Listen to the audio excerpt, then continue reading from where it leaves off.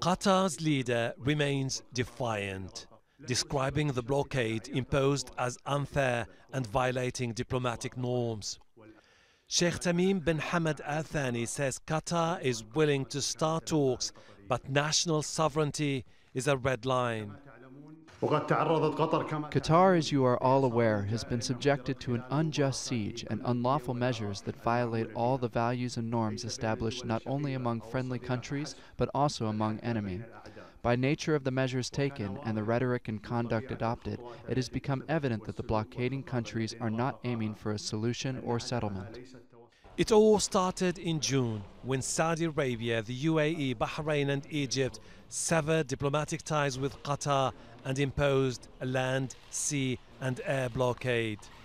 They accused Qatar of promoting extremism, accusations dismissed by the Qatari leadership as fabricated lies.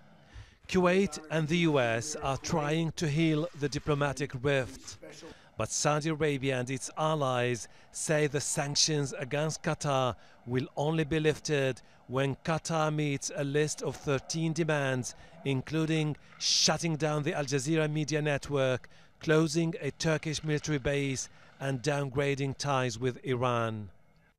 The 5-month crisis continues, but the Emir says the blockading countries underestimate the will of the Qatari people. He referred to the series of measures to break the embargo, such as starting new shipping routes to ensure food supplies continue. Qatar and the Qataris are capable of thriving and progressing whether the siege ends or not. We do not fear being boycotted by these countries. We are far better off. However, vigilance is needed, and they have not stopped at the blockade, but continue to interfere with our domestic affairs. The Emir made his speech at the opening session of the parliamentary advisory body called the Shura Council. For the first time, Sheikh Tamim appointed 4 women to the 45-member council last week. They'll help draft laws, approve the budget and monitor government performance. The Emir appoints 1/3 of the council, 2/3 are elected. Plans for full elections to the council have been delayed for the past 9 years. Qatar's leader reiterated the Gulf crisis won't deter his country from pursuing political and economic reforms.